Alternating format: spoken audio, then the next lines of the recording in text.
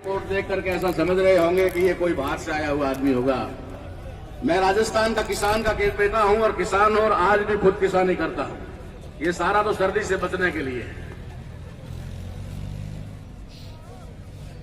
आज जो यहां पर हमारे बीच में साथी चल करके आए हैं उगराह से, उनका भी मैं यहां पर जी आयानु कहता हूं, स्वागत करता हूं और उनका अभिनंदन करता हूं। साथियों, मैंने कल आप लोगों से एक बात कही थी कि हम सिर्फ बात कहने के लिए नहीं आए हैं। हमने यहां पर अपना कैंप बना दिया है और सिंघू बॉर्डर पे भी हमारा कैंप पंजाब और हरियाणा के कार्यकर्ताओं ने लगा दिया है। और यहां जिस तरीके से बात हुई है उसके अनुसार हम लोगों ने अपने कार्यकर्ताओं को पूरे देश में 550 जिलों में और 3000 से ज्यादा तहसीलों में अलर्ट कर दिया है और वे लोग अपने अपने स्थान पर इस आंदोलन को बहुत भारी रूप देंगे और राष्ट्रव्यापी आंदोलन बनाएंगे। मैं अपनी बात शुरू करूं उससे पहले मैं आज के विशेष दिन, जिसके अंदर आज हमारे इस आंदोलन को और आंदोलन के इस पांडाल को जिसको हम कह रहे हैं, इसको सुशोभित करने के लिए जो हमारी बहनें यहां उपस्थित हुई हैं और आज भी विशेष तौर पे आज का दिन जो माता सावित्रीबाई फुले के जन्मदिन है और उनकी जयंती है। बहुत सारे लोग नहीं जानते होंगे कि माता सावित्रीबाई फुले ने क्या किया था। माता सावित्रीबाई फुले ने अगर इस देश के अंदर महिला शिक्षिका के रूप में पहला कदम उठा करके जिनको साथ दिया था फातिमा शेख ने, उन लोगों ने, उन महिलाओं ने उस समय अगर क्रांति नहीं की होती या शिक्षा के दरवाजे नहीं खोले होते तो इस देश के अंदर ना तो इंदिरा गांधी प्रधानमंत्री बनती और ना प्रतिभा पाटिल राष्ट्रपति बनती। आज इस देश के अंदर जो भी महिलाओं को अधिकार मिला है उसके दरवाजे सावित्रीबाई फुले ने खोले थे और उनका सहयोग ज्योतिबा फुले राष्ट्रपिता ने दिया था। इसलिए आज का दिन हमारे लिए कम नहीं है, बहुत विशेष दिन है। मैं आप लोगों को बताना चाहूंगा कि हमारे अग्रणी नेताओं ने जिस तरीके का फैसला करके योगेंद्र यादव जी के माध्यम से यहां पर जो संदेश भेजा है, मैं उस संदेश का बहुत ही स्वागत करता हूं और ये भी बात कहना चाहूंगा कि डॉक्टर योगेंद्र यादव से जो भी यहां बात कही आप लोगों को, वो एक बात किसी व्यक्ति की नहीं है। ये हमारे द्वारा यानी किसानों के द्वारा चुनी हुई सरकार की आदेश है, वो निर्देश है, वो फैसला है। वो ये जो कोर कमेटी हमारी है संयुक्त किसान मोर्चा की, यही हमारी सरकार है वर्तमान में। क्योंकि जो वर्तमान की सरकार है उससे तो हमारी लड़ाई है और लड़ाई लड़ने के लिए हमने अपनी सरकार चुनी है और वो सरकार है हमारी कोर कमेटी। कोर कमेटी के बिना निर्देश और बिना आदेश के कोई भी काम करना ये हमारे आंदोलन को तोड़ने का हिस्सा हो सकता है। इस साजिश से हमें अलर्ट रहना होगा। हमारे दुश्मनों का हमेशा जो घुसपैठ करके यानी अंदर घुस के तोड़ने का मामला रहा है, चाहे वो जाति व्यवस्था के नाम पर हो, चाहे वो हमारे बड़े बड़े आंदोलनों को तोड़ने के नाम पर हो, चाहे मौर्य साम्राज्य को अंदर से तोड़ने के लिए घुसपैठ हो, ये घुसपैठ ही उनका सबसे बड़ा हथियार है। इसलिए उस घुसपैठ को होने नहीं देना है। हमें अपने आस पास इर्द गिर्द में नजर रखनी है, अलर्ट रहना है कि कौन व्यक्ति किस प्रकार की बात कर रहा है, कौन व्यक्ति किस प्रकार की गतिविधि कर रहा है, उसके ऊपर हमें नजर रखनी होगी। नहीं तो भारत देश के अंदर जो आजादी के तथाकथित आजादी कह दे या 26 जनवरी जिसकी बात हम कर रहे हैं, 26 जनवरी 1950 को जो इस देश के अंदर संविधान लागू हुआ था और उस संविधान की वजह से हम तमाम लोगों को जो अधिकार मिले थे वही हमारी असली आजादी थी। उस असली आजादी के बाद में 70-71 साल बाद में इस साल यानी 2021 की 26 जनवरी हमारे लिए एक बड़ा संदेश लेकर के आई है। उस कार्यक्रम को तहे दिल से स्वीकार करते हैं और आप लोगों से अनुरोध करते हैं कि आप भी तहे दिल से स्वीकार करके हमारी कोर कमेटी यानी कि किसानों की सरकार जो चुनी हुई है, 7 मेंबरी कमेटी जो चुनी हुई है, उसका हम लोग पूरा निर्देशों का पालन करें, उनकी आज्ञा का पालन करें। साथ ही साथ आप लोगों से अनुरोध भी करूंगा कि उन कोर कमेटी यानी हमारी चुनी हुई सरकार का हौसला भी बना करके रखें और हौसला बनाकर रखने के साथ साथ उन लोगों को सही दिशा भी देने का काम करें। जो भी हमारे संगठन में बहुत सारे समझदार लोग हैं, जिन लोगों ने कोर कमेटी को चुना है, उस कोर कमेटी को भी जो सलाह दे सकते हैं वो सही सलाह दें। मैं इस आंदोलन के बारे में आप लोगों को अगवा करना चाहूंगा, बताना चाहूंगा कि इस देश के अंदर इस आंदोलन का असली रूप क्या है। आप लोगों ने देखा होगा, बड़ा लंगर लग रहा है, बड़ी भीड़ लग रही है, बड़े साधन आ रहे हैं, बहुत सारे लोग बॉर्डरों पर टिके हुए हैं। ये सब तो होता है, ये सब तो होता है, आंदोलनों में होता है। कभी किसी गांव को घेरा जाता है, कभी किसी जिले को घेरा जाता है, कभी किसी तहसील को घेरा जाता है, कभी राज्य की राजधानी को घेरा जाता है। लेकिन इस आंदोलन को भी चारों तरफ से घेरा गया है। ये आंदोलन बहुत ही हो गया। उसके साथ साथ इस आंदोलन की मैं आपको खासियत बताना चाहता हूं, और वो खासियत आपके सीने को चौड़ा कर देगी और मोदी के 56 इंच वाले को 14 पे ले आएगी, 12-14 पे ले आएगी। इस आंदोलन की खासियत क्या है? आज दिन तक भारत में 70 सालों में जितने भी आंदोलन हुए हैं, हमेशा आंदोलनकारियों ने रास्ते जाम किए, हमेशा आंदोलनकारियों ने रास्ते जाम किए हैं। इस आंदोलन की खासियत यह है कि भारत सरकार रास्ते जाम कर रही है।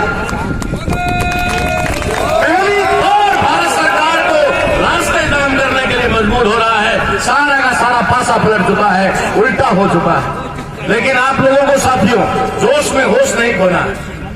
जोश जरूरी है, लेकिन जोश वही सफल होता है जो पूर्ण होश व हवास के साथ में चलाया जाता है, वही जोश सफल होता है। आज खाली जोश हमें खड्डे में गिरा सकता है, खाली जोश हमारे इस आंदोलन को खत्म कर सकता है, खाली जोश हमारे आंदोलन को डाइवर्ट कर सकता है। इसलिए आप लोगों से अनुरोध है कि आप पूरे धैर्य के साथ काम लें, आप पूरी तरह से। अरे कोई बड़ी बात नहीं है, बड़े बड़े आंदोलन हुए हैं। हम ये बात करें कि इस देश की तथाकथित आजादी की बात करें तो 1857 में जो आंदोलन शुरू हुआ था, 1947 में आकर के सफल हुआ। 90 साल लगे थे। अरे आप 90 दिन तो इंतजार कर लो, 90 दिन में बहुत बड़ा कमाल हो जाएगा, बहुत बड़ा कमाल हो जाएगा। ये आंदोलन अब राष्ट्रव्यापी आंदोलन बन चुका है। ये आंदोलन किसी खास तौर पे किसानों का आंदोलन नहीं रहा है, यहाँ महिलाओं का आंदोलन बन गया है, बेरोजगारों का आंदोलन बन गया है, स्टूडेंट्स का आंदोलन बन गया है। यहाँ पर ये आंदोलन मजदूरों का आंदोलन बन गया है। यहाँ पर ये आंदोलन जिनकी नौकरियां छीनी जा रही है, उन कर्मचारियों का आंदोलन बन चुका है। यह संविधान के तौर पर जिन पढ़े लिखे लोगों का शोषण हो रहा है, उनका आंदोलन बन चुका है। अर्थात ये जन जन का आंदोलन बन चुका है, ये जन जन का आंदोलन बन चुका है। इसलिए हमें पीछे नहीं हटना है। ये जन जन का आंदोलन क्यों बना है, मैं आपको बताना चाहता हूं कि किसानों के लिए जो 3 बिल पास किए गए, किसान विरोधी बिल, इसकी जानकारी तो हम लोगों को हो गई है। लेकिन अभी भी बहुत सारे बिल हैं, और मैं ये कहूंगा कि उस बदमाशों के पास पूरी की पूरी बिल बुक है, तो धीरे धीरे खुल रही है। हम उस पर नजर गाड़े हुए हैं। वो जब भी करवट बदलते हैं, उनकी करवट बदलने का कारण क्या होता है हम समझते हैं। आप लोगों को जानकारी देना चाहूंगा कि उन्होंने मजदूरों का जो वर्क टाइम है, मजदूरों का जो वर्क टाइम है, जो बाबा साहब अम्बेडकर ने और भारतीय संविधान ने उस वर्क टाइम को 8 घंटे का वर्क टाइम दिया था। 8 घंटे से ज्यादा कोई मजदूर काम नहीं करेगा, और उस 8 घंटे के बीच में उसको 1 घंटे का रेस्ट मिलेगा, और सप्ताह में उसको 1 छुट्टी मिलेगी। ये कानून बनाया हुआ था। उन्होंने संविधान को बदल करके इस देश के अंदर इस कोरोना काल के माध्यम से कहते हैं, या फिर लॉकडाउन की आड़ में उन्होंने उस कानून को बदल दिया है, और संविधान को बदल करके उन्होंने 12 घंटे मजदूर का वर्क टाइम कर दिया है। आप लोगों को इस बात का पता नहीं होगा, आप लोगों को इस बात की पता नहीं होगा कि बाबा साहब अम्बेडकर ने इस संविधान से पहले, जब महिलाओं को 9 साल की उम्र में शादी के लायक समझा जाता था, 9 साल के बाद उसकी शादी कर दी जाती थी, बाबा साहब अम्बेडकर ने इस देश के बदमाशों से भी और अंग्रेजों से भी लड़ करके 18 साल की उम्र की, ताकि लड़कियां पढ़ लिख करके आगे बढ़ सके और देश के ऊंचे ओहदों पर जा सके। आपको पता नहीं होगा, आपको इस बात की जानकारी नहीं होगी, आपको इस बात की जानकारी नहीं होगी कि उन्होंने एक और काला कानून बनाया है, जिसमें महिलाओं की उम्र 18 साल से लड़कियों की उम्र 15 साल शादी के लिए कर दी है। अभी आपको पता नहीं है, हम उनकी खोज में लगे हुए हैं, हम उनकी करवट पर नजर रखाए हुए हैं। उन्होंने क्या क्या इस देश में भेज दिया है। आपके राजस्थान की राजधानी जयपुर का एयरपोर्ट 1 जनवरी के अंदर जाने वाला है, तो परंपरा मतलब जा तो चुका है, सिर्फ हैंडओवर करना रह गया है। क्या क्या बचा है इस देश के अंदर?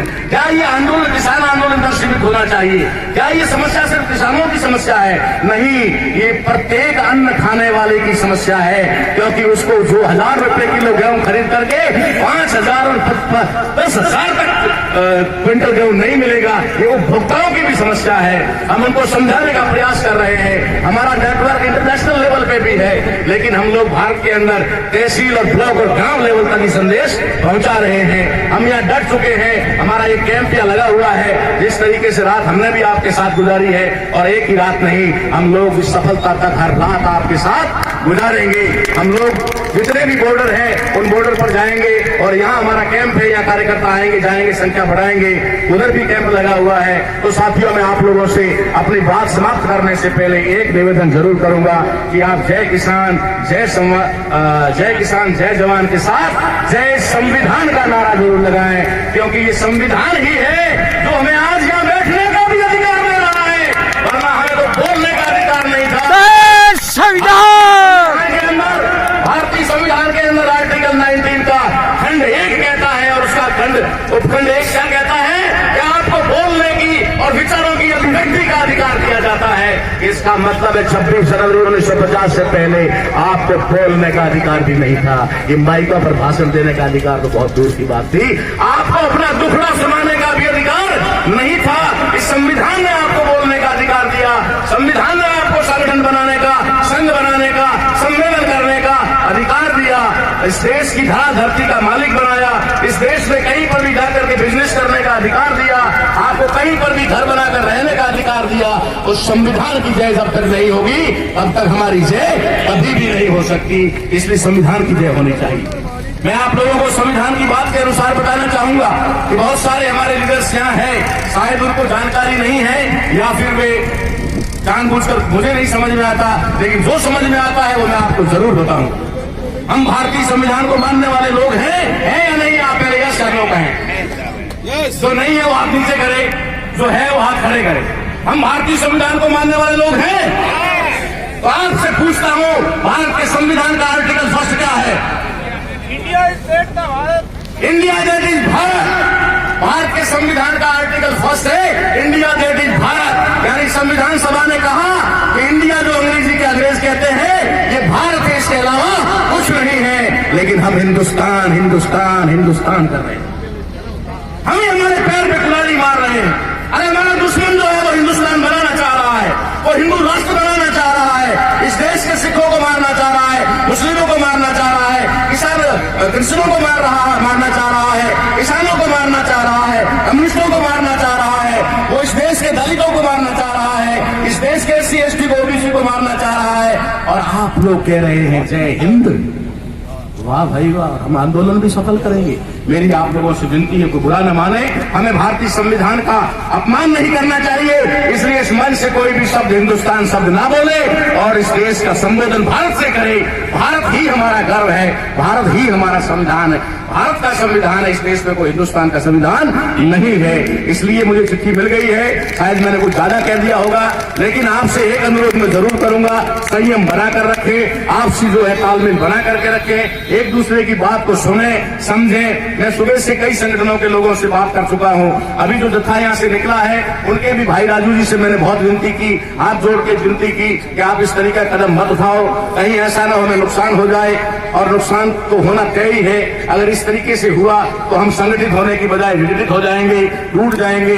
इसलिए आप सभी लोगों से मैं हाथ जोड़कर विनती करता हूं कि आप सभी लोग आपसी तालमेल बना करके, सामंजस्य बना करके पूरे धैर्य के साथ इस लड़ाई को लड़े। इस लड़ाई को हमें बहुत लंबा लड़ना पड़ेगा। हो सकता है कि डर के मारे 1-2 कानून वापस लेकर के कल हमें संतुष्ट करने की कोशिश करे, लेकिन हमें संतुष्ट नहीं होना है। हमें संतुष्ट होना है एक ही बात पर कि भारत का संविधान मूल रूप से लागू किया जाए। मूल रूप से जो संविधान लागू होगा अभी हमारा भला हो पाएगा।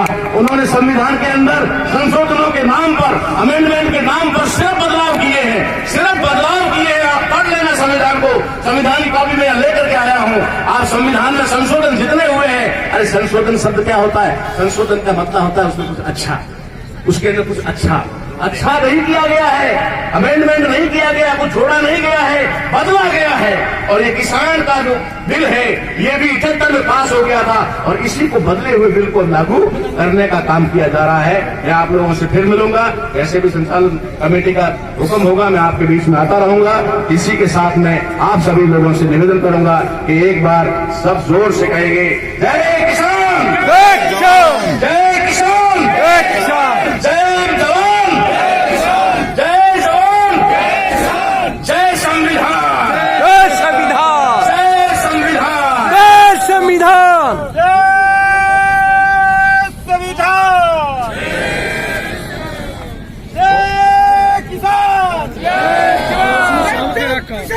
बोला है राष्ट्रीय संतोलन